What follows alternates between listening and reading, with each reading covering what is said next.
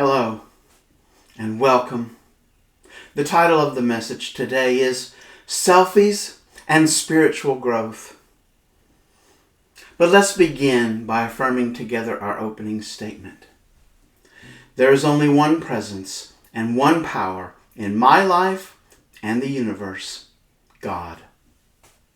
I invite you now to take a deep breath with me, gently but fully filling your lungs right now. And relaxing and releasing that air, allowing our bodies to become free of tension and our minds to become a little more still than normal as we open ourselves to Spirit, our only teacher, the teacher within us. And so it is. Amen. So, what do selfies have to do with our spiritual growth? Selfies and spiritual growth. I'd like to begin by talking about the 12 faculties of humankind. The title of the book by Charles Fillmore is The 12 Powers. And one of these faculties is the faculty of imagination. It's centered right here between our eyes and our forehead. It is our ability to hold an image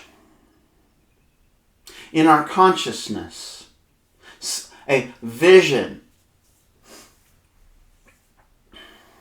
Now, all of our powers, all of these faculties can vibrate at different levels. If you'll think back to some of my earlier messages where we talked about, we can vibrate here or here or here, these levels, these frequencies of vibration. They're actually mental states where we're in our separate self, the furthest that we can be from our true self, the furthest that we can be from our connection to God. And it's not to say that God is not there, but we have covered it up. All the way to the highest vibration where we are in the full presence of God and we are experiencing truth, that presence completely. Now, all of these faculties of mind can vibrate at the full spectrum, from separation to full realization. And this power of imagination is the same way. When we're not remembering the truth of ourself, we are often living from a picture of who we are. You might call it a selfie. It's a picture that we have acquired from some outside source and applied it to ourselves. We have taken full ownership of it and we have become completely identified with it. These pictures, these selfies can be so strong that we live from them without even knowing it. In fact, we can be so content living in these pictures that we don't realize that there is anything else. And we are enslaved in Egypt without the hope of going to the promised land. So what are these selfies? How do they come about? And how can we begin this dispelling of them? How can we begin to live free from the prison that they hold us in? From this state of being hypnotized by these pictures of ourselves. As I started exploring these pictures in my life, because For me, the best case study I have that I can help you see is my own experience. So the earliest picture that I can remember having was when I was in first grade, so 6 years old. I was already a reader, so there's a picture that actually started before the picture, because that's one of the characteristics of these pictures. I am a reader. So I had a picture of myself as a reader. And living in this picture, I was reading a book.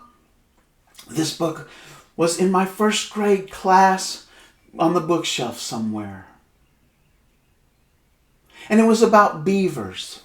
And so I took ownership of these furry creatures who were so intelligent, and builders. They talked about them building dams and building their homes. And I can remember drawing a picture of what a beaver's home looked like, how they were able to swim under the water and then enter the home and come up out of the water and be living on land. And there would be no way that you could see the inside of this home unless you went under the water and then came up into the beaver's home. And so I began to identify as a beaver. That was a picture that I held. I can remember walking to school, and we had crossing guards where we had to cross the street in this neighborhood. And I can remember that when a car would pass by and I was walking, I would freeze. Wherever motion I was in, I would freeze, just like a beaver would do. I would freeze until the car had gone by. And I can remember the crossing guard commenting about how I was able to freeze like that until the car went by. I don't remember what I said or exactly what she said, but that's not important. I had owned this picture. In fact, my next door neighbor had buck teeth, and I so wanted buck teeth, just like him, so I could be more like a beaver. As I began to grow up, I continued in these pictures, and sometimes these pictures shifted. But the one thing they always had were they were just pictures. These pictures are never about who we really are. They are always removed from who we truly are. These pictures are things that we think we are, things we identify with. I can remember having a picture of myself as a Native American. One of my parents, my mother, probably talked to me about my heritage as having Cherokee blood. It came from her side. And so I will always identify with the Native Americans in the Western movies, even though they were on the losing side almost in every one of them. I read everything I could find about them in the library. I can remember I checked out every single book about the Native Americans at this one particular school. When I was in the 4th grade now, I'm about 10 years old here, and we have this picture that begins to shift. I'm holding on to this connection to nature through the Native Americans, through seeing myself as a beaver, even seeing myself as a dog because I had a pet at the house, and I totally identified myself as a dog. I read a book called The Wolf.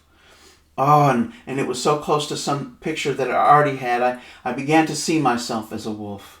I think that's partly where my picture of myself as a lone wolf throughout my life began to develop. I also read in a little publication that came, I don't know, probably every month that our teachers subscribed to, a story about a tracker named Tom Wolfe. This tracker, when he was a boy, would go home with his Native American friend. They lived up in the northeast of the United States.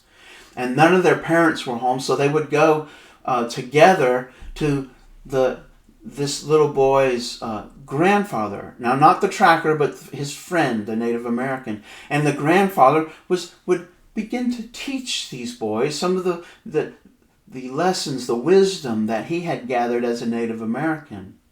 And one of the things he taught them was to go outside in the cold in the Northeast winter with no clothes. I was amazed because I knew how cold it got. I was living in Germany at the time. But I didn't discount it as something that couldn't happen. And so I began to practice not being cold myself. And I think to this day, that's why I can be, other people around me will be cold and I can feel warm still. Again, I'm holding a picture of myself. So these pictures, they continue to evolve. We can have pictures of ourselves as almost anything. If you find yourself saying, I am, and then have a noun after that, or maybe even an adjective, there's a picture that's involved. Because our true self has only one I am statement. That's that statement that Moses learned when he went on top of the mountain and saw the burning bush, and God told him, you can tell the Egyptians that the I am that I am sent you. And that is our true identity. It's simply being. I am that I am. I am who I am. I am becoming who I am becoming. And there is no picture. It simply is. We can have a picture of ourself as a seeker of truth. I hold this picture sometimes now. Sometimes I'm a picture of my job that I have at work. Sometimes I'm living in a picture of myself as a minister.